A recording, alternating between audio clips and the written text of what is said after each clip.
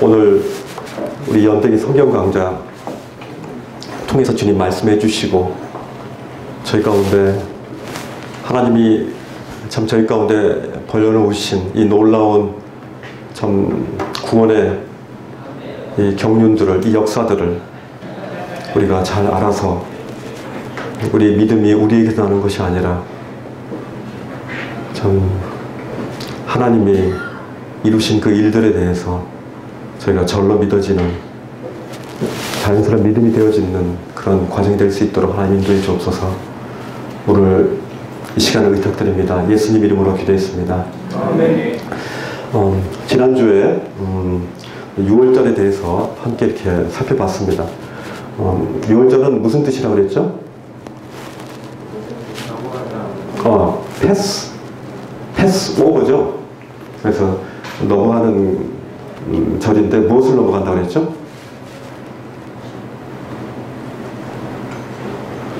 지난주에 말씀 영진이 무엇을 넘어간다고 그랬어요? 하나님이 무엇을 넘어간다고 그랬어요?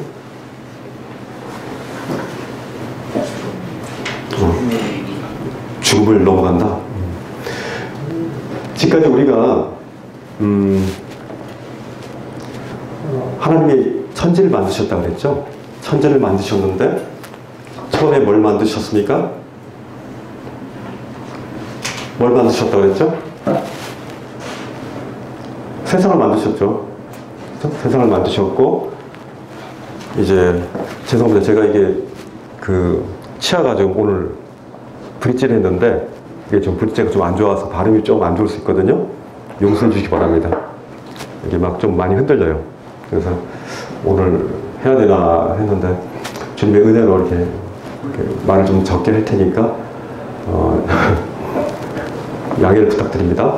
하나님께서 빛이 있으라 하니까 빛이 있으셨고, 또 궁창을 만드셨고, 또 바다와 또 육지와 또 식물들과 또 바다의 생물들과 이제 또 하나님 형상을 따라서 인간을 만드셨죠. 그 이후에 하나님께서 이제 계속적으로 그 에덴 동산에서 아담과 하와를 두셔가지고 그들로 하여금 하나님의 하나님과 사랑할 인격적인 존재들을 만드셨죠. 그런데 그들이 이제 하나님의 말씀을 거절하고 하나님과 동등됨을 취할 것을 이렇게 취했죠. 근데 그 이전에 하나님과 동등됨을 취할 것으로 취하려고 했던 그런 존재들이 있죠. 누구죠? 루시퍼죠. 그죠? 광명의 천사. 그리고 하나님과 동등됨을 취하려고 하면서 에스겔서 28장이라든지 또 이사야 14장 쪽에 보시면은 그들이 하나님과 동등됨을 취하려고 했고, 그들이 처음에 창조될 때 굉장히 아름답게 창조된 그 존재라는 것들을 이렇게 보게 됩니다.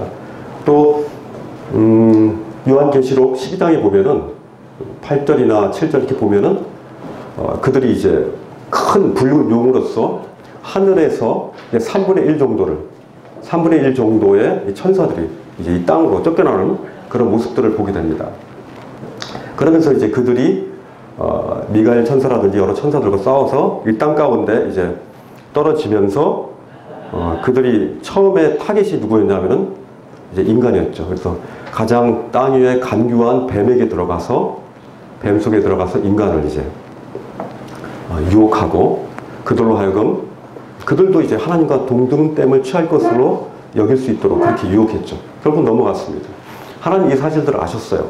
그렇지만은 하나님이 이 사실을 아셨지만은 하나님이 그들이 자유의지를 가지고 하나님을 선택하길 원하셨죠. 그죠? 그러나 그들은 하나님을 선택하지 않았고 그들의 길들, 자기 생각과 자기 의지를 가지고 자기의 판단대로 선악을 판단하는 그런 능력을 그들이 갖기를 원했던 거예요. 그래서 그들이 이제 결국 하나님께 불순종하고 에덴 동산에서 쫓겨났죠. 쫓겨나기 전에 하나님이 그들에게 무엇을 했죠? 결국 너희들이, 하나님은 성품 중에서 가장 대표적인 성품이 바로 공의입니다. 하나님의 의로운 심판이에요. 하나님이 거룩하셔요. 그 거룩함에서 벗어나면은 하나님이 아니신 거죠. 그 공의의 성품을 지니신 하나님이시기도 하지만은 또 하나님은 사랑의 하나님이세요. 그죠?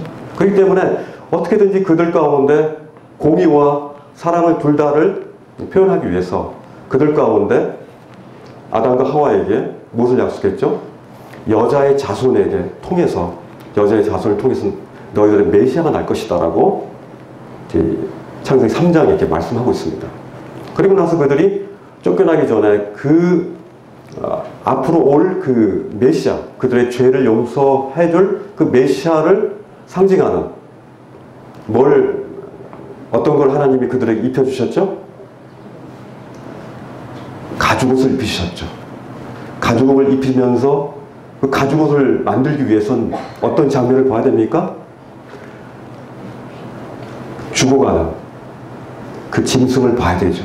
그 죽어가는 짐승을 보면서 그들은 그 피를 흘리는 그 짐승을 봤어요.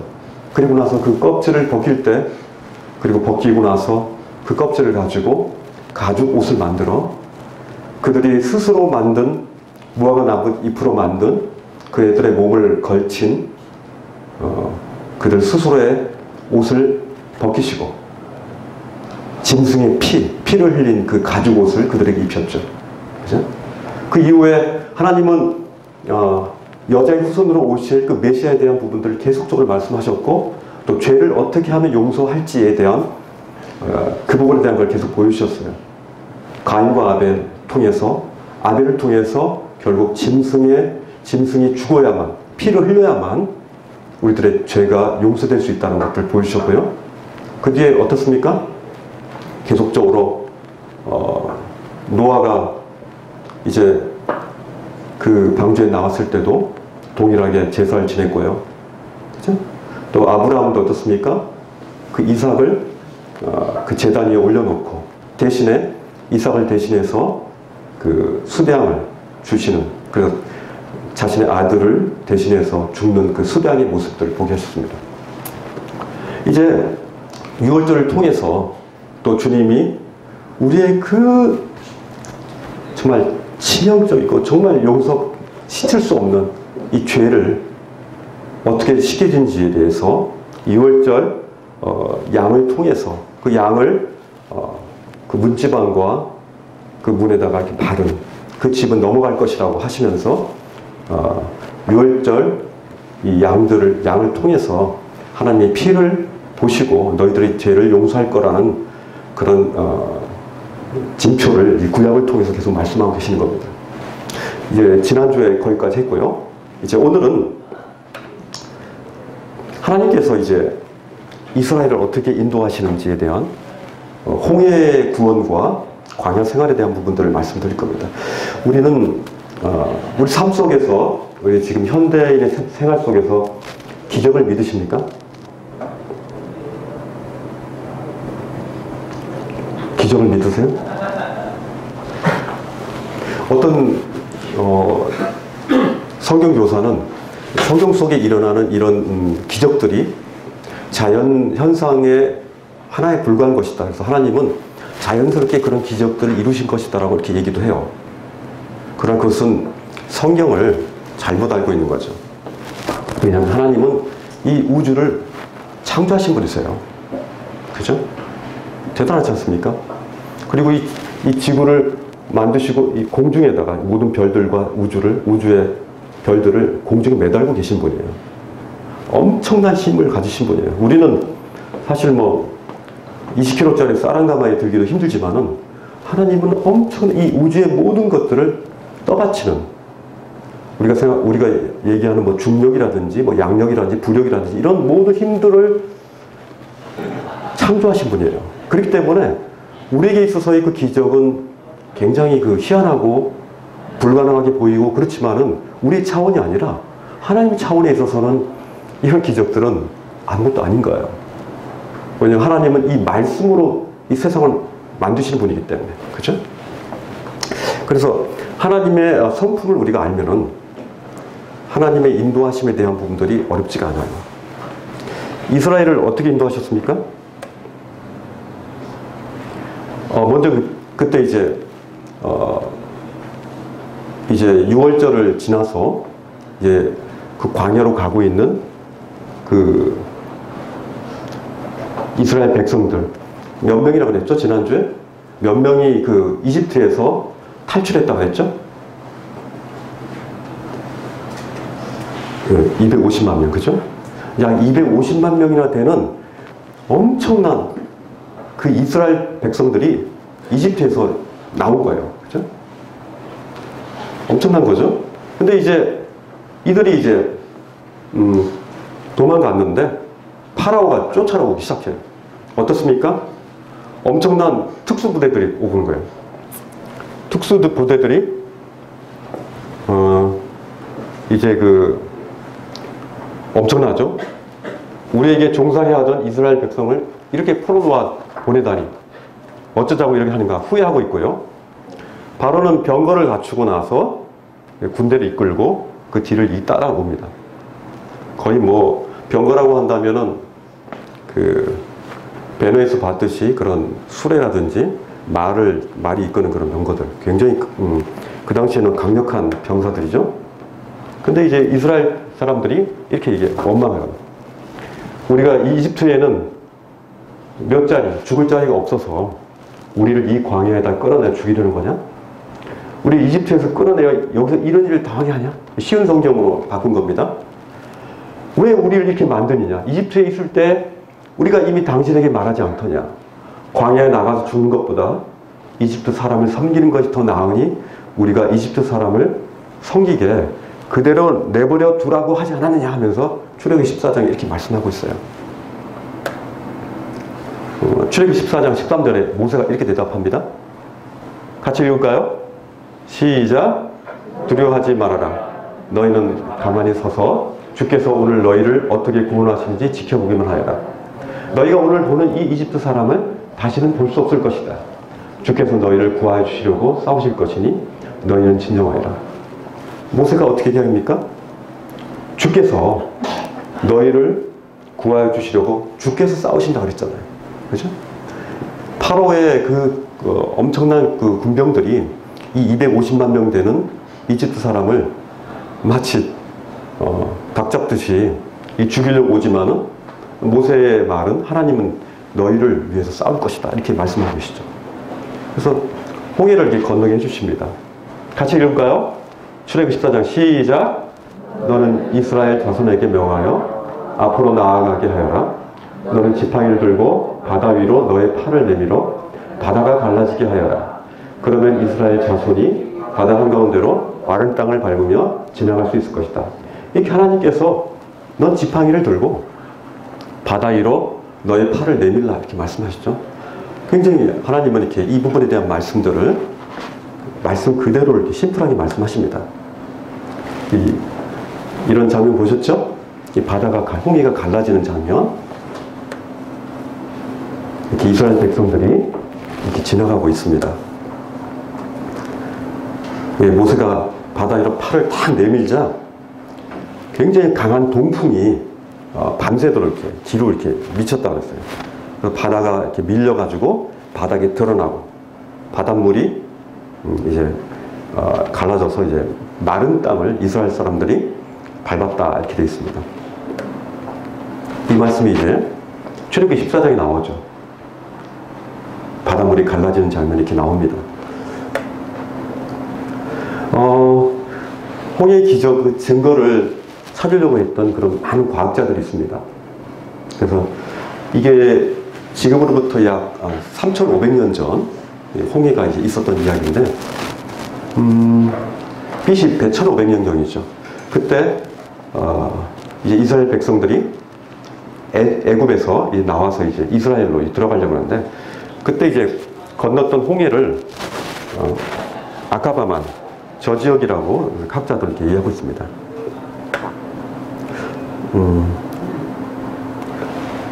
출애굽기 14장 저 부분 말씀이죠. 손을 내밀어서 여기서 동풍으로 밤새도록 바닷물이 물러가게 했다 그 말씀이 있고요. 이스라엘 자손이 그 좌우에 벽이 된 그 바닷물을 지나가는데 이 지역인데요. 아카바만을 좀 확대를 해볼까요? 이 아카바만이 이제 이 이집트에서 그 애국 그 군사들이 이렇게 몰려올 때 이들이 이제 여기서 이 지역이 가장 가까운 지역이거든요. 사우디아 이 미디안 땅인데 이 수루 지역을 이렇게 건너는 이 지역이 가장 짧은 지역인데 저게 깊이가 약 한 1.6km 정도, 가장 깊은 데가 1.6km 정도 되고요. 폭이 한 500m 정도, 900m 정도 된다는, 그리고 한 45도 정도 되는 완만한 경사인데, 그 거리가 이제 한 18km 됩니다. 홍해를 최단 거리로 건널 수 있는 곳이기도 하고요. 이렇게 깊이가 약 1212km 정도 되고, 이 지역을 이제, 이 지역이다 많은 학자들이 이렇게 그 거의 600 그 병거나 되는 이집트 애굽의 그 군사들이 쫓았으니까 분명히 그런 쇠로 된 것들이라든지 나무라든지 그런 그 바퀴라든지 또 말들이라든지 그게 있어야 되잖아요. 그것들을 이제 조사했는데 그것들을 한번 보여드리겠습니다.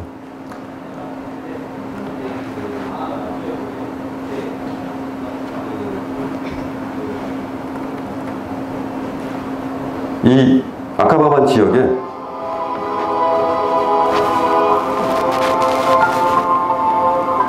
소리 들립니까? This has never been done. No one has been in the area at all with a remote control camera. The robotic camera's survey revealed many shapes and objects 여기서 of 스피커 뭐. including coral formations. 뭐 영어니까 그냥 안 드셔도 될 것 같아요. 여기 보면은 이게 안 나오네요? 잠깐만요.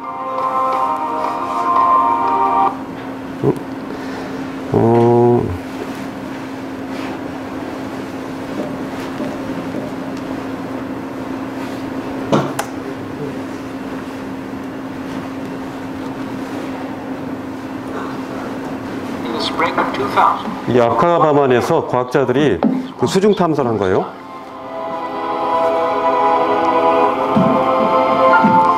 수중 그 카메라를 가지고 This has never been done. No one has been in the area at all with a remote control camera. 그걸 조사했는데요.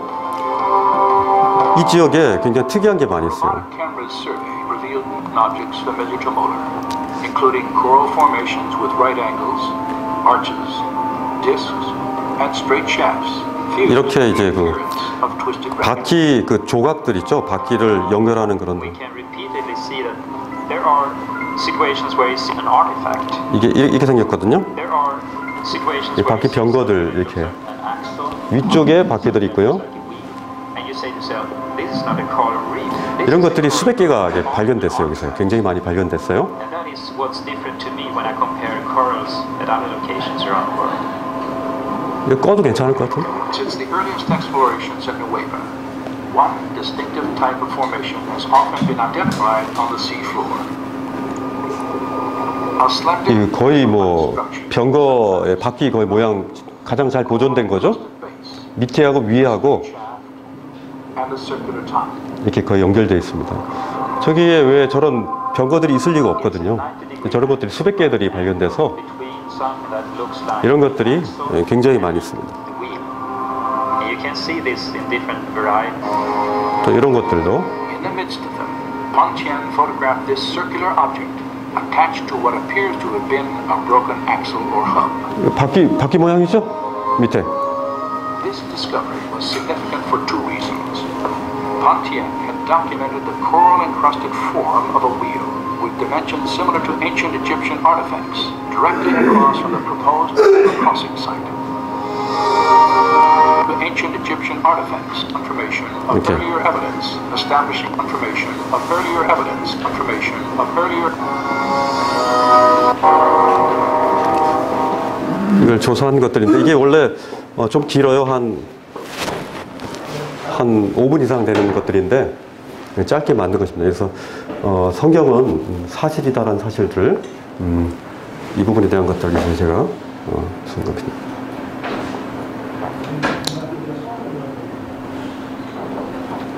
하여튼.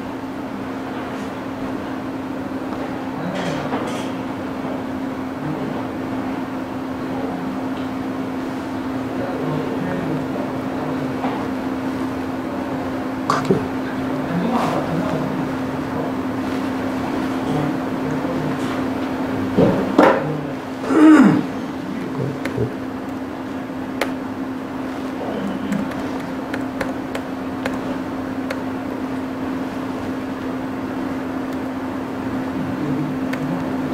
아까 보면 아까 드셔보죠? 본 거고요.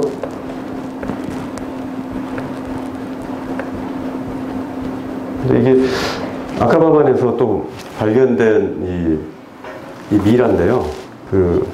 이게 이집트 박물관에 이제 들어왔는데, 그때 이게 그 당시에 이집트 왕이 이 19왕조인 메르네프타가라고 이렇게 이 익사된 모습이 이렇게 이 미라가 발견됐어요. 그래서 이제 그때 당시에 집권했던 출애굽 때와 동일한, 그래서 이집트 카이로 박물관에 보관 중인데, 이 미라는 딴 미라하고 좀 굉장히 달라요. 어떤 차이가 있냐면은 이 젓갈색이 아니고 흰색을 띠고 있답니다. 왜 흰색을 띨까요? 그렇죠. 바닷물에 이제 절여져 있어가지고 소금 기강에 두텁게 찧었다는 거예요. 그리고 얼굴 모양이 많이 일그러져 있고요. 그리고 눈썹을 이게 물감으로 그리는 흔적이 있고요. 다른 미라하고 좀 다른 부분입니다. 그리고 귀가, 이 미라는 특이하게 귀가 뜯겨져 있습니다. 미라들은 보통 미라를 할 때 귀가 안 뜯겨지고, 근데 이게 뭔가가 뜯어먹는 듯. 뭐가 뜯어먹겠습니까? 물고기가 이제 뜯어먹겠죠. 이제 그렇게 해서 이제 이 메르네프타에 그 당시에 이제 이스라엘 사람들을 쫓았던 사람이 이분이 아닌가라고 이렇게 추정하고 있습니다.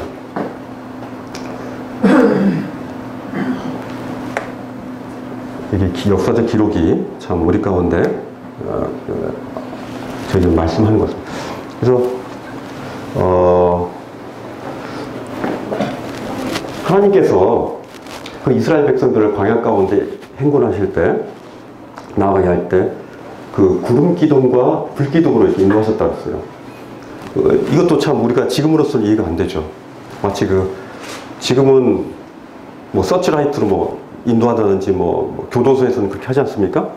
하나님은 이제 밤에도 또 낮에도 행군할 수 있도록 낮에는 구름 기둥으로, 밤에는 불 기둥으로 이렇게 앞길을 인도해 주신다고 출애굽기 13장에 나와 있습니다. 하나님의 인도하심이 굉장히 구약시대 때는 하나님의 말씀이 저희 가운데 없었기 때문에, 이 성경이 없었기 때문에 이렇게 하나님께서 이런 기적들을 통해서 인도하셨습니다. 근데 또 재밌는 게요, 하나님이 광야로 인도하실 때 블레셋 사람들이 있는 땅을 원래 거쳐서 가야지 빨리 가거든요.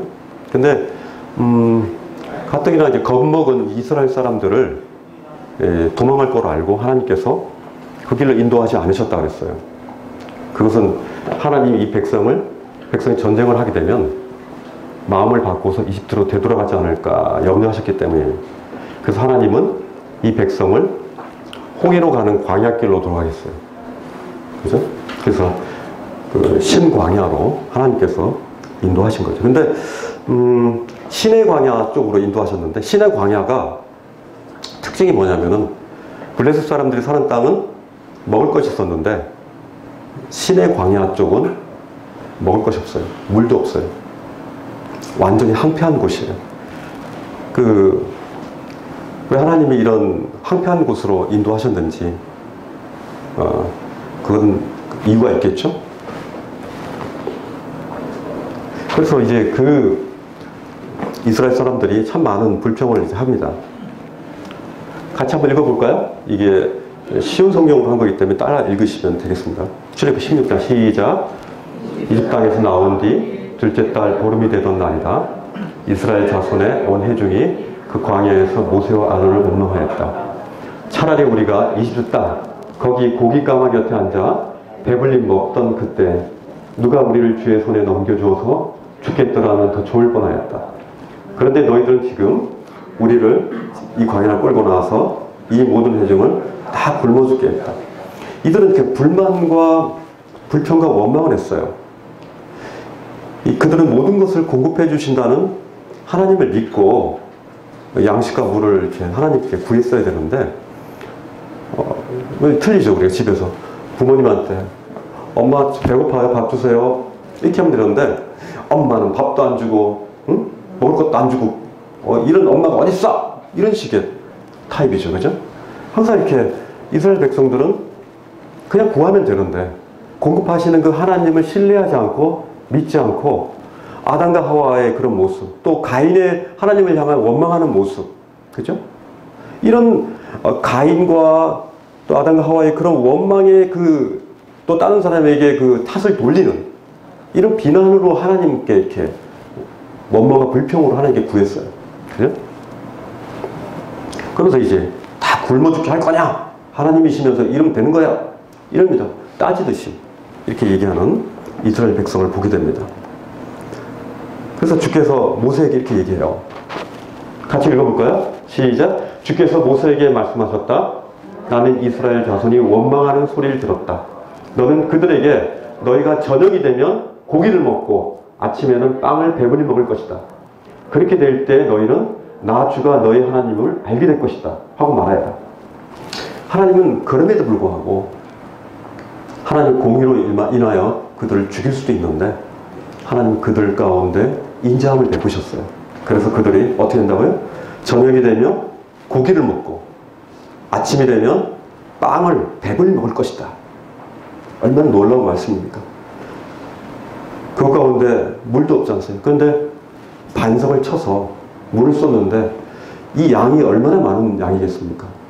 250만 명이나 되는, 우리가 어제도 뭐 한 100명도 안 되는 그런 성도들을 섬기는데 정말 낮에부터 와가지고 먹을 거를 이렇게 막 차리고 그랬는데 250만 명 되는 사람들이 동시에 먹고 마실 수 있는 이 양이라는 것은 이건 정말 엄청난 불가능해 보여요. 그죠?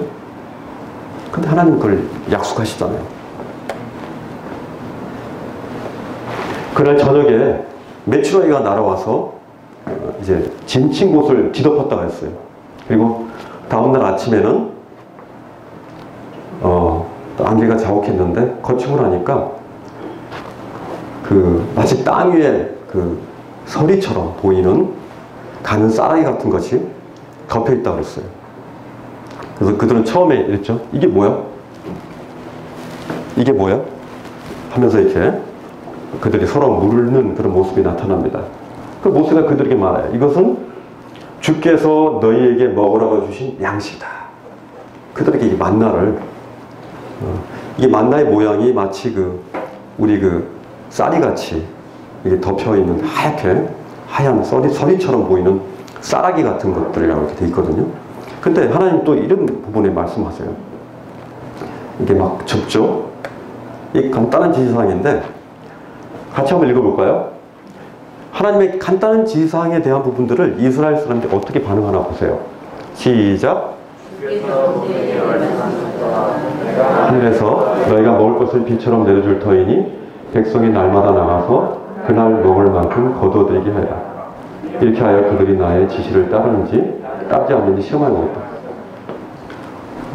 비처럼 내려준다고 했는데 근데 하나의 조건이 있어요. 날마다 나가라고 했어요. 날마다. 그죠? 날마다 나가서 그날 먹을 만큼만 거둬라. 근데 그들이 내 말을 따르는지 따르지 않는지 시험한다고 말씀하셨거든요. 그들은 어땠습니까? 잘 따랐습니까? 굉장히 어렵지 않죠? 그날 먹을 것만 거두라고 그랬잖아요. 근데 모세는 같이 읽어볼까요? 시작. 그때 모세는 어느 누구도 그것을 아침까지 조금이라도 남겨두지 말아야 할 것이다 라고 말했습니다. 그러나 이스라엘 백성 가운데 몇몇은 모세의 말을 듣지 않고 아침까지 남겨뒀습니다. 그러자 구더기가 끓고 냄새가 나기 시작했습니다. 모세는 그들에게 진노했습니다. 그들은 하나님을 신뢰하지 않았습니다. 하나님의 그 작은, 도저히 5살짜리 꼬마도 지킬 수 있는 그런 아주 쉬운 그런 지시사항을 얘기했지만 그거조차도 그들은 그걸 거부했어요. 며칠 먹을 거를 그냥 막 쌓아둔 거죠. 우리 그러지 않습니까? 우리 인간만이 여전히 배불러도 사냥하는 그런 우리의 모습을 보게 되죠. 사자들이나 그런 동물들은 그렇지 않잖아요. 배부르면 그냥 가만히 있는데 우리는 채워도 채우지 않는 그런 욕구들이 우리 가운데 끊임없이 올라오는 거예요. 그치? 더 많이 먹으려고. 하나님 혹시나 실수할 수가 있어. 하나님도 실수하셔. 이런 하나님을 신뢰하지 않는 이런 부분들이 있는 거예요. 그러자 그 만나에서 구더기가 끓고 냄새가 나기 시작했다고 했어요. 참 이 죄에 대해서 우리가 참 이렇게 하나님을 말씀하신 부분에 대한 것들을, 그 관역을, 하나님이 우리에게 주신 그 목표와 목적과 하나님이 말씀하신 것들을 순종하지 않는 것이 죄라고 했잖아요. 그죠? 벗어난 거잖아요. 근데 이렇게 정말 스스로의 생각으로 하나님이 이럴 것이다 라고 생각하는 것이, 이것이 가장 죄의 근본적인 부분이라는 거죠. 내 생각에 하나님이 이럴 것이다. 이것이 바로 죄의 근본인 것입니다. 하나님께서 출애굽기 16장 35절에 같이 읽어볼까요? 시작. 이스라엘 자손은 정착지에 이를 때까지 40년 동안 만나를 먹었다. 가나안 땅 적경에 이를 때까지 만나를 먹었다. 그죠? 아주 계속적으로 40년 동안 성실하게 먹이시는 하나님, 그에 반해서 끊임없이 성실하게 또 불평하는 이스라엘 사람들을 보게 됩니다. 그죠? 이제 이 백성들이 출애굽기 17장에 보면은 또 물이 떨어졌나 봐요. 마실 물에 대해서 모세에게 대들립니다. 너희는 어찌하여 나에게 대드느냐? 어찌하여 주님을 시험하느냐? 이들의 마음속에 하나님을 신뢰하는 그 태도의 그런 말 태도가 아니에요. 그들은 하나님을 불신하고 있어요. 끊임없이. 만약에 하나님을 정말 신뢰했다면 아마 40년의 광야 생활을 하지 않았을지는 몰라요. 그죠? 그 시간을 짧게 줄였을지도 모르는데 여전히 그 하나님을 시험하고 대들기 때문에 이들 가운데 보여주신 하나님의 그 여정이죠. 계속 모세가 부르짖죠. 그러면서 그들이 이제 돌로 쳐 죽이려고 하는 이 장면까지 나옵니다. 그죠? 그들이 목이 마르니까 그들의 인도자 된 모세를 향해서 이제 돌로 치려고 하는 그런 장면까지 나옵니다. 출애굽기 17장에 보니까 이제 내가 저기 호렙산 바위 위에서 너의 앞에 서겠으니 너는 그 바위를 쳐라. 그러면서 거기에서 이 백성이 마실 물이 터져 나올 것이다. 그러면서 이제 모세가 이스라엘 장로들이 보는 앞에서 하나님이 시킨 대로 행합니다.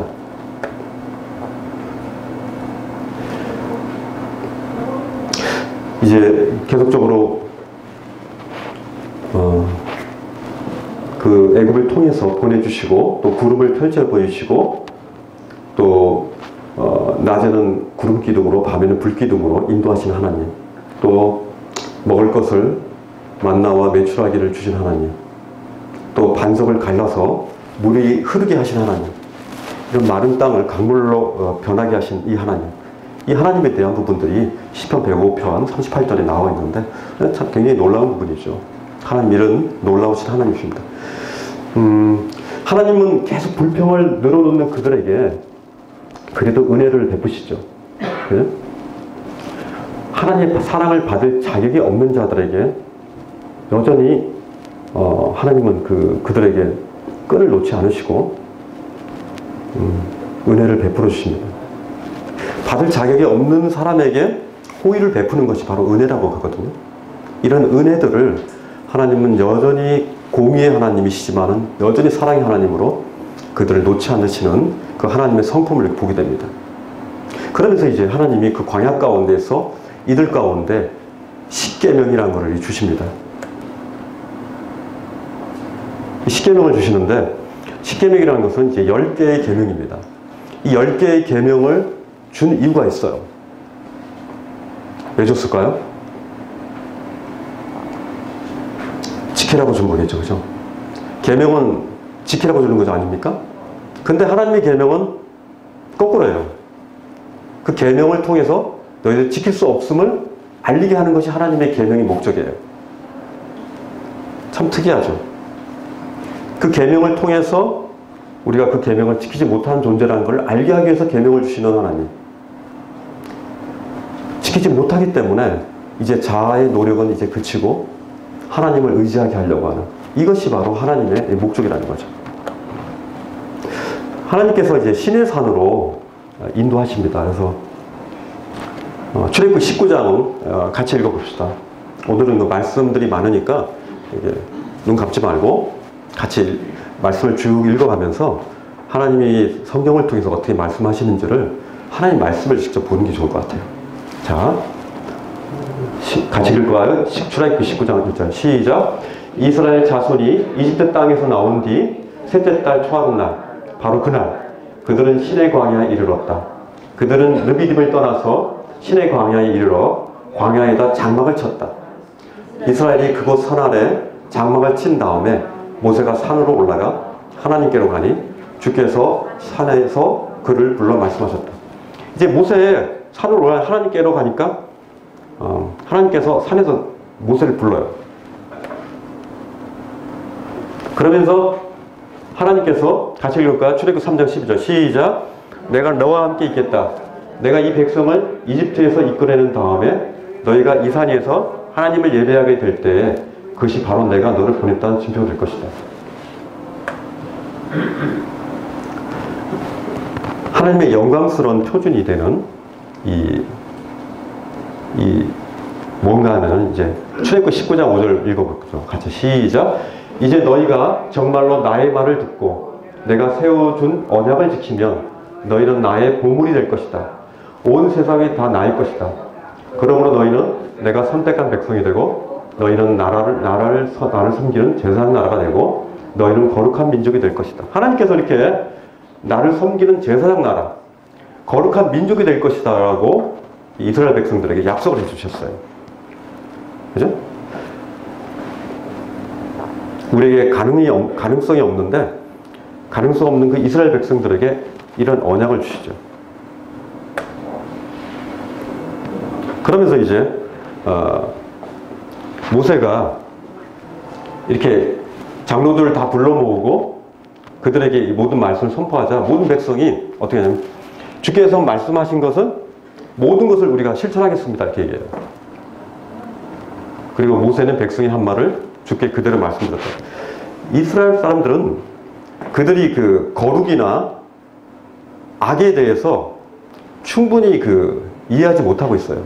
그들은 스스로가 거룩할 수 있다라고 지금 생각하고 있어요. 그들 스스로가 의로운 존재고 될 수 있다라고 아직 자신의 가능성을 이제 가지고 있는 거죠. 그래서 아직 이스라엘 백성은 하나님의 말씀하시는 그 의미를 제대로 파악을 하지 못하고 있습니다. 그러면서 이제 짙은 구름 속에서 하나님께서 나타나시고 이제 그들이 너와 내가 말하는 모세와 하나님 말하는 것들을 듣고 영원히 너를 믿게 될 것이다 그러면서 그들이 성결케 될 것은 내일 하고 이틀 동안 그들이 깨끗하게 시출하는 거예요. 하나님 만나기 전에. 그들이 옷을 빨아 입고 그리고 하나님을 맞이할 준비를 하라는 거예요. 지금까지 이렇게 하나님을 가까이 본 사람이 없죠. 하나님 본 사람이 없어요. 누구도 지금 저도 못 봤습니다. 하나님 말씀으로 우리 가운데 임하셨기 때문에 우리는 그 하나님을 본다는 것 자체가 엄청난 거예요. 하나님이 거룩하신 분이기 때문에 거룩하지 않은 그런 요소들이 하나가 있으면 죽는 거예요. 하나님의 그 특성이에요. 거룩한 그 하나님 가운데, 그래서 하나님은 빛이시라, 어둠이 조금도 없으시다라고 요한일서 1장에 나오지 않습니까? 어둠이 조금이라도 있으면 죽는 거예요. 그게 공의의 하나님이시거든요. 그죠? 조금의 불순물이라도 그 가운데 있으면 하나님 앞에 죽는 거예요. 이 영적인 이 순결, 정말 깨끗하지 않으면 죽는 거예요. 그래서 이제 하나님께서, 근데 하나님을 직접 보면 죽기 때문에 이스라엘 사람은 어떻게 하라고 했냐면 산 주위로 경계선을 정해라고 했거든요. 하나님이 나타나실 때 산 주위로 경계선을 정해라. 경계선이 뭡니까? 어떻게 보면 반절된 거잖아요. 거리를 둔 거잖아요. 그래서 접근하지 못하게 하고 백성에게는 산에 오르지도 말고 가까이 오지도 말라고 경고하고 있어요. 하나님 만나면 죽는 거예요. 거룩하신 하나님을 직접 보면은 죽는 거예요. 그래서 그 거룩한 그 산에 들어서면 누구든지 죽음을 면치 못할 것이다. 그러한 사람은 아무도 손을 대지 말고 반드시 돌로 치거나 활을 쏘아서 죽여낸다. 짐승이든지 사람이든지 아무도 살아남지 못한다고 하면서 하나님 보면 죽는 거예요. 그리고 이제 몸을 정결케 하고 셋째 날이 되었는데, 하나님을 만나기 위해서 셋째 날이 되었는데, 그때 이제 번개가 치고 천둥 소리가 나고 짙은 구름이 산을 덮은 가운데 있고 사냥 뿔나팔 소리가 커지고 이런 소리가 들렸다는 거예요. 진에 있는 모든 백성이 두려워서 떨었다. 하나님 이렇게 엄청난 두려운 하나님이라는 것들을 구약에서 말씀하고 있어요. 모세는 백성이 하나님을 만날 수 있게 진으로부터 그들을 데리고 나서 산 깃을 세웠다. 실제로 만날 수 있는 건 아니에요. 하나가 이렇게 그림을 그린 건데 이런 모양이죠. 그죠?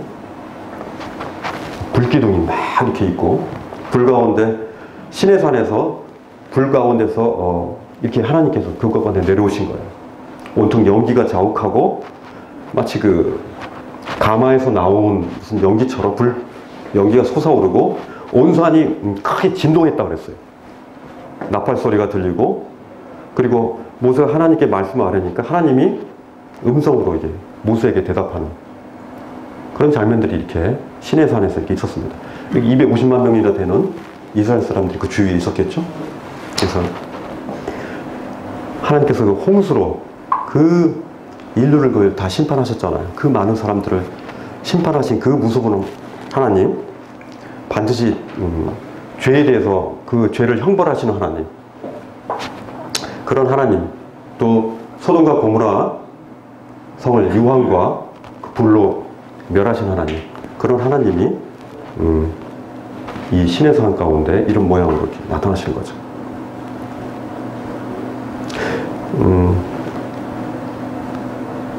죄 있는 사람은 이제 거룩하신 하나님 앞에서 떨고 있을 수밖에 없어요. 그죠? 그 10가지 계명을 이제 모세가 받는데요. 이 10가지면 하나님 앞에서 완전한 의로움과 거룩함의 기준이 되는 거예요. 하나님의 이 계명은 마치 거울과 같아요. 그죠? 우리가 거울을 보지 않으면 어떻습니까? 얼굴에 뭐 이상한 이물질이 묻었다든지 뭐 더러운 것이 묻어도 알 수가 없지 않습니까? 우리 하나님 주신 이 계명과 이 율법이 없으면 우리 자신이 얼마나 지저분한 건가를 볼 수가 없어요. 그죠? 그죠? 그래서 마치 엑스레이와 같이 우리 안에 어떤 심각한 어떤 병이 있다든가 어떤 큰 것들이 있는 것들도 엑스레이는 볼 수가 있잖아요. 하나님의 이 계명은 거울과 같고 마치 엑스레이와 같아요. 그래서 우리가 보지 못하는 것을 보이게 하는 그런 하나님의 계명의 특성이 거기에 있죠. 그 율법의 요구는 완전한 순종이죠. 율법이 요구하는 그 순종을 하지 않으면 율법을 어긴 것이 되어버리는 거예요. 그죠? 어긴 것이 되어니까 나는 율법을 이룰 수 없는 존재라는 것들을 알게 되는 거죠. 그래서 이 계명은 굉장히 중요한데 마치 이런 역할이라고 할 수 있어요. 저기 물에 빠져 죽는, 이게 예전에 저희 아버님이 같이 낚시를 하고 있는데 앞에 쪽에서 그 수영을 즐기는 그 두 청년이 즐기다가 한 사람이 막 수영 치고 들어오더라고요. 한 사람은 그 안에서 막 이상하게 막 혼자 놀고 있더라고요. 그거 가만히 보니까 이게 수영하고 막 들어오는 그 친구가 힘이 들어가지고 그 친구가 살려달라는 거를 이제 놓고 그냥 나온 거예요. 그러다 보니까 어떻습니까? 수영 못하는 사람은 덤비지 못하잖아요. 저희 아버님 막 옷을 벗으시더라고. 안 되신 것 같은데, 근데 옆에서 보니까 수영 아주 잘한 사람이 좀 있다가 이렇게 나가더라고요. 근데 실제적으로 그 상황은 이제 어느 정도 그 정신이 있는 상태였고, 정신이 없는 상태에서는 어떻게 하냐면은 수영을 아주 잘하는 사람은 그냥 뛰어들지 않아요. 그 사람이 어느 정도 잠잠해질 때 기다렸다가, 그죠? 그리고 그가 자기를 잡아서 같이 물속으로 들어가지 않는 그런 힘이 빠졌을 때 그때 덤벼 들어가 건지거든요. 이 율법의 계명은 바로 그런 역할들을 하죠. 우리들로 하여금 우리 스스로가 그것들을 할 수 없다는 것들을 이제 보여주는 거죠. 하나님의 계명을 한번 보십시오.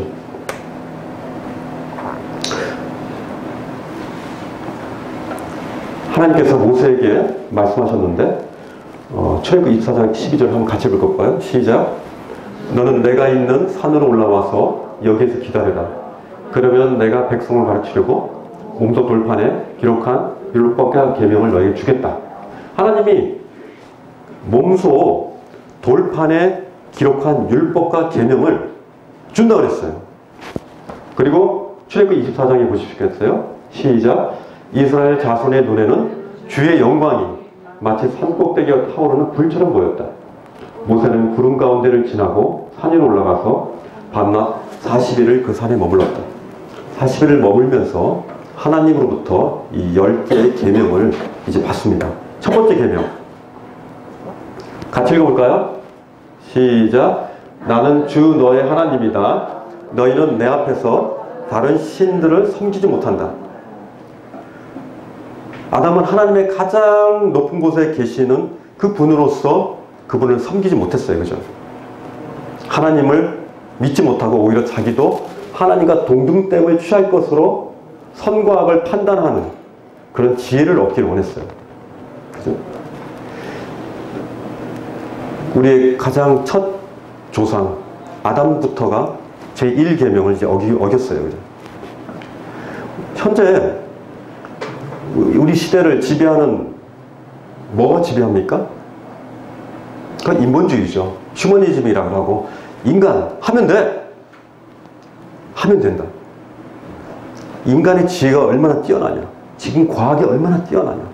봐라. 지금 막 전기자동차 나오고 보면 뭐 이제는 사람 없이도 이제 운전을 하고 인공위성 보십시오. 지금 뭐 벌써 해왕성까지 뭐 막 가고 막 엄청난 과학적인 게 얼마나 놀랍냐. 우리 인간이야말로 정말 이 굉장한 얼마나 풍요롭냐. 우리 인간이 이걸 한 거 아니냐. 하면서 이 인본주의가 어찌 보면 지금처럼 치달을 데가 없는 것 같아요. 마치 그 바벨탑 시대에 그 사람들이 하나님과 동등됨을 취할 것처럼 여기는 것처럼 지금 휴머니즘, 인본주의가 인문 쪽이라든지 과학적으로 지금 굉장히 지금 확장되고 있어요.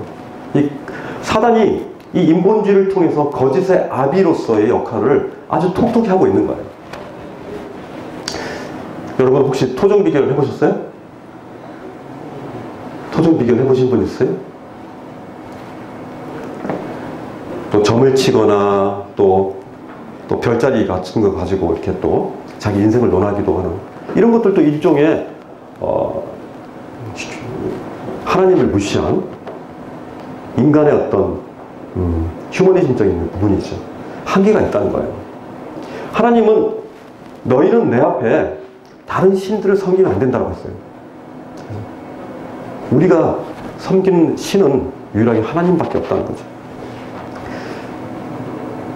심지어 하나님은 어떻게 보면 좀 우리가 좋아하는 그런 가족들, 우리가 정말 사랑하는 어떤 취미, 스포츠 이런 것조차도 하나님보다 더 앞자리에 둔다면 그것도 안 된다는 거예요. 그러면 이 계명을 어기게 된 거예요. 그것이 하나의 신이 된 거예요. 그죠? 그런 사람은 제1계명을 어기게 된 겁니다. 이 계명은 어떻습니까? 1계명은 하나님이 아닌 다른 것을 예배한다.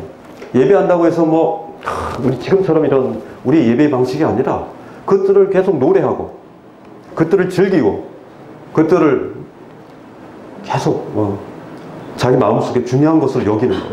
이것이 바로 하나님 앞에다 더 다른 신들을 섬기는 그런 모습이죠.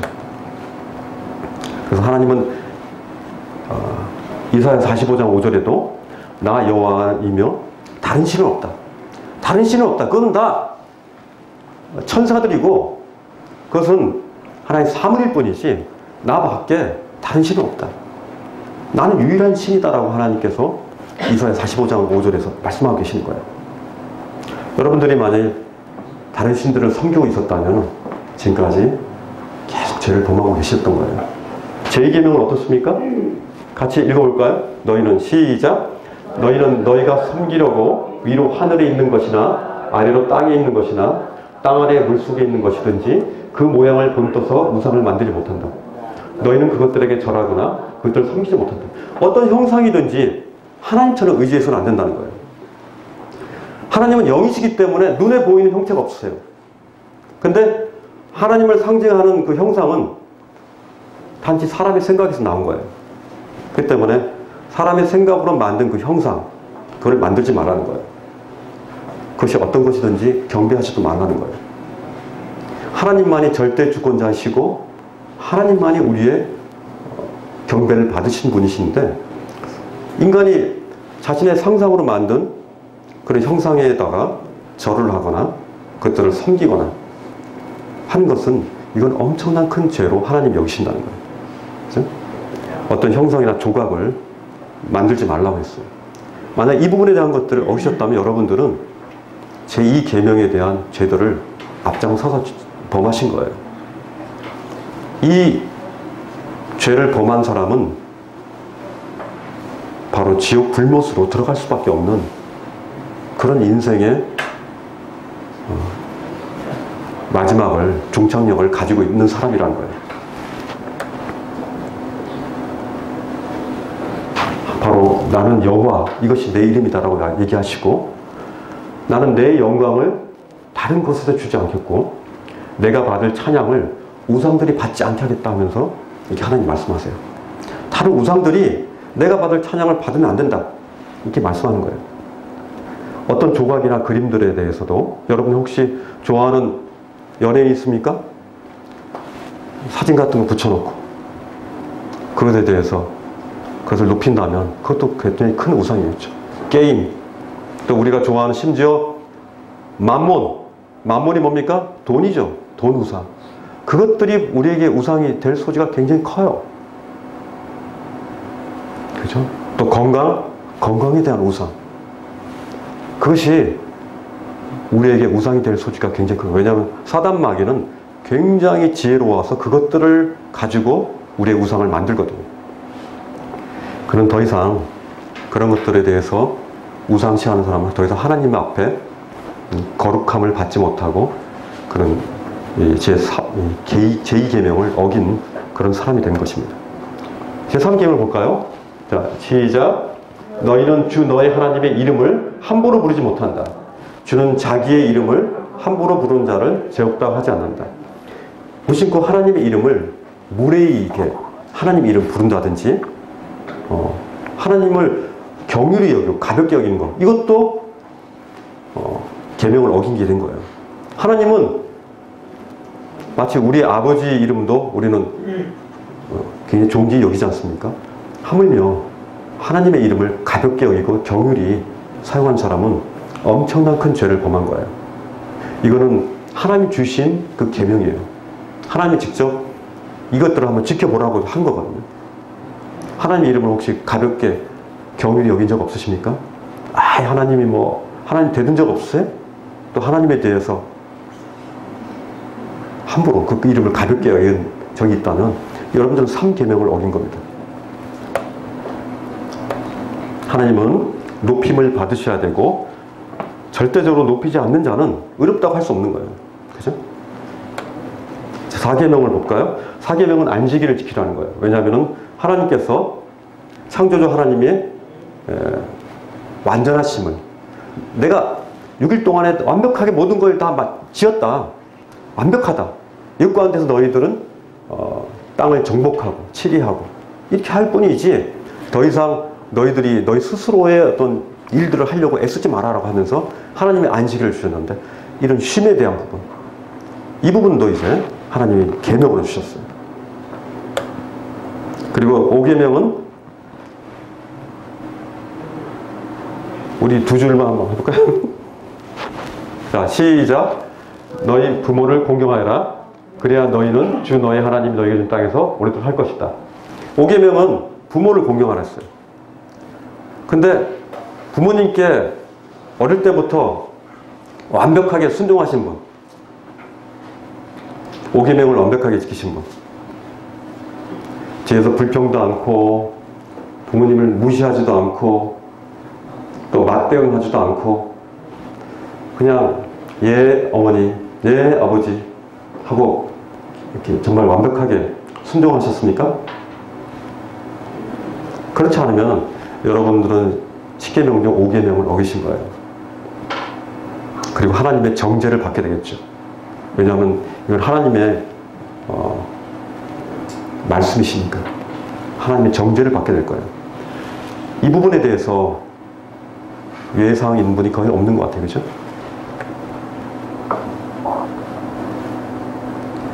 부모를 공경하지 않는 것은 하나님께 대적하는 것이라고 했어요. 부모에게 맞대응하고 토를 달고 막 이런 것 자체가, 구약에 보면은 부모에게 불순종한 자는 까마귀로 말미암아 그 눈을 쪼임받는다. 불순종하는 자녀들은 까마귀가 그 눈을 빼간다 그랬다고요. 그만큼 이제 부모의 불순종에 대한 이 계명은 굉장히 여러 차례 이렇게 말씀하고 있습니다. 침묵으로 반항하는 것, 이것도 큰 불순종입니다. 또 6계명은 사람을 죽이지 말라 했죠. 근데 사람의 생명은 하나님께서 주신 것이기 때문에 그것을 주신 하나님을 공격하는 것과 똑같아요. 다른 사람을 죽이는 것은 다른 하나님을 공격하는 것과 똑같고, 실제적으로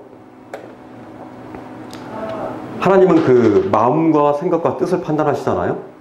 그렇기 때문에 우리가 그 마음속에 살인의 동기가 있고 또 미움과 시기와 다툼이 그 마음 가운데 있는 사람은, 그 분노가 있다면 그 사람을 죽인 거하고 동일하다라고 말씀합니다. 정당한 이유 없이 막 분을 터뜨리거나 이미 그런 사람들은 이미 하나님의 기준에 탈락된 거예요. 그죠? 마음에 분노가 있고, 만약에 어떤 법이 없다면 그 사람 죽여도 문제가 없다면 얼마나 많은 사람이 죽겠어요. 그죠? 마음으로 살인한 자, 이것도 살인한 자라고 성경은 얘기했습니다. 마태복음 5장에 이렇게 나와 있습니다. 마태복음 5장 같이 읽어볼까요? 시작. 살인하지 말라. 살인한 사람은 누구든지 심판을 받을 것이다 라는 옛사람들의 말을 너희가 들었다. 그러나 나는 너희에게 말한다. 이거는 나는 누구냐면 이제 예수님 말씀하신 거예요. 형제에게, 시작. 형제에게 분노하는 사람도 심판을 받게 될 것이다. 또 형제에게 라가라고 하는 사람도 공의에서 신문을 당할 것이다.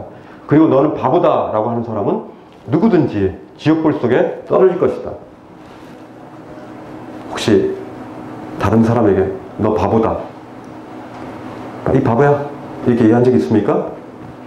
그러면 여러분들은 6계명을 어기신 거예요. 방법이 없어요. 네? 지옥불 속에 떨어진다고 했거든요. 7계명은 뭡니까? 간음하지 말라 했습니다. 간음은 뭡니까? 혼인관계가 아닌, 그죠? 결혼하고 나서야만 어떤 성적인 관계를 가질 수 있는데, 그렇지 않고 그랬을 때 이제 이거는 간음이 되는 겁니다. 마태복음 5장 27절에 여기 보면은 훨씬 더 신약시대는 더 세졌어요. 오히려 십계명보다 더 세게 예수님 말씀하시거든요. 뭐라고 합니까? 여자를 음란한 눈으로 바라보는 사람은 누구든지 이미 마음으로 간음죄를 지은 것이다 라고 우리 주님이 말씀하신 거예요. 그죠? 기름을 더 붓습니다. 여기에 예외될 사람은 없어요. 남자든 여자든. 그죠?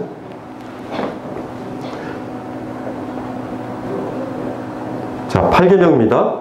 도둑질을 하지 말라. 그죠? 사기도 포함되죠?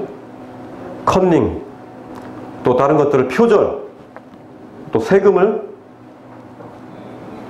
좀 뺀다든지, 또 이미 그 물건을 훔쳤었지만 마음의 양심의 가책이 돼서 돌려줬다 할지라도 죄는 이미 범한 거예요. 그 죄에 대한 것은 이미 이것을 범했기 때문에 죄의 그 형벌의 원칙에 의해서 남을 돌려줬어도 그 사람은 죄를 범하게 된 거예요.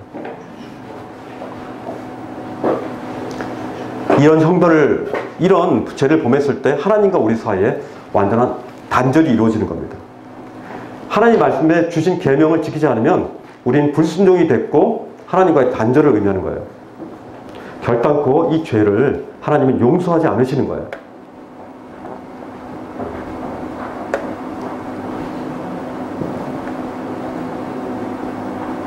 자, 9계명은 너희 이웃에게 불리한 거짓 증언을 하지 말라. 그죠?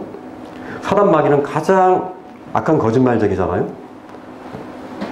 이 사단이 거짓말을 통해서 엄청난 거짓말을 해요. 심지어 흰 거짓말, 뭐 그런 말 해줘? 흰 거짓말 없습니다. 그건 거짓말입니다. 그죠? 하나님은 흰 거짓말이든 검은 거짓말이든 거짓말을 한 번이라도 했다면은 계명을 어긴 것이 됩니다. 그 사람은 불구덩입니다. 하나님 그렇게 말씀하고 있어요. 또 10계명은 어떻습니까? 탐내지 말라는 거죠. 같이 읽어볼까요? 마지막으로 시작. 너희 이웃의 집을 탐내지 말라. 너희 이웃의 아내나 남종이나 여종이나 소나 낙이나 할 것 없이 너희 이웃의 소유는 어떤 탐내자. 우리는 지금 TV나 영화나 이런 많은 잡지들을 미디어를 통해서 마음 가운데 엄청난 탐심을 갖게 해요. 그죠? 그죠? 그리고 비교하고 이런 모든 부분들이 바로 탐욕으로 오고 있는데 이런 탐욕을 통해서 사단은 하나님의 자리를 이렇게 우리가 누렸을 때 이런 것들을 가지면 우리는 행복할 거야 라고 우리를 헷갈리게 하는 거죠. 그죠? 그 유혹하는 거예요. 자, 이제 마무리 짓겠습니다. 성경은 야고보서 2장 10절에 이렇게 말씀합니다. 같이 읽어볼까요? 시작. 누구든지 율법 전체를 지키다가 한 조목이라도 어기면 전체를 어긴 셈이 누구든지 율법 전체를 지키다가 하나라도 어기면 전체를 어긴다는 거예요. 하나님의 원리는 그렇습니다. 그렇기 때문에 여러분들이 나는 5개는 잘 지켰는데 뭐 5개는 잘 안 돼. 이거 소용없는 거예요. 모든 것이 어긴 것이 되는 거예요. 그 죄값을 치러야 되는 거죠. 그래서 율법은 모든 사람이 죄를 인식할 수 있도록 하나님 주신 엄청난 거울이기도 하고 엑스레이 기계이기도 해요. 그걸 통해서 우리가 우리 안에 있는 얼마나 이 끔찍한 이 죄를 우리가 가지고 있는가를 우리가 인식하게 하는 거예요. 그죠? 우린 정말 이 십계명을 볼 때 우리 마음 가운데 정말 절망 속에 절망의 구덩이로 들어갈 수밖에 없는 존재라는 것들을 알게 됩니다. 우린 지킬 수가 없어요. 근데 이곳 가운데서 이걸 보고 그런다면은 그 사람은 이미 영적인 어떤 감각을 잃어버린 사람이에요. 십계명을 통해서 여러분 정말 절망하셔야 돼요. 절망할 수밖에 없어요. 내 안에 그런 것들이 그런 더러운 그런 것들이 더덕더덕 붙어 있다는 사실들을 우리는 알아야 된다는 거죠. 마치 우리 온도계와 같이 쟀는데 거의 한 39도야. 거의 40도가 넘어가. 이 사실을 알아야 된다는 거죠. 우리의 더러운 얼굴을 보는 거울처럼 그를 봐야 된다는 겁니다. 오늘 십계명까지 오늘 말씀을 나눴고요. 기도 마치겠습니다. 하나님 감사합니다. 오늘 이스라엘 백성들을 홍해를 건너게 하시고 좀 신의 광야 가운데 이끌었지만 그들이 하나님을 믿지 아니하고 신뢰하지 아니하고 그 놀라우신 그 하나님을 불신하며 오히려 참 돌을 던지고 참 모세를 죽이려고 하는 그들의 완악한 모습들을 보게 됩니다. 주님, 저희도 동일하게 참 하나님이 우리 가운데 이런 생명을 주셨고 참 이렇게 숨쉬게 하셨는데 우리의 이러한 이 십계명 가운데 그 어느 것 하나도 제대로 지킬 수 있는 그런 계명이 하나도 없는 우리 자신의 처절한 모습을 보게 되었고 우리가 이 죄를 하나라도 범하면 이 사단을 위해서 준비한 그 지옥의 연못, 지옥의 호수로 우리가 같이 끌려 들어갈 수밖에 없는 존재인 것들을 자꾸 보게 됩니다. 이런 절망의 참 우리의 모습들을 다시 한번 보게 되었고 거울과 같이 온도계와 같이 엑스레이 같이 우리에게 참 우리의 잔인하고 참 지저분한 이런 모습을 보게 하시는 이 하나님의 말씀 앞에 다시금 우리가 엎드리게 되음을 주님 앞에 고백드립니다. 주님, 참 저희가 어찌할꼬 처절한 절망의 구덩이에서 주님 앞에 손을 내미는 구원의 손을 내미는 그러한 가난한 자가 될 수 있도록 우리의 마음을 준비시켜 주옵소서. 예수님 이름으로 기도했습니다. 아멘.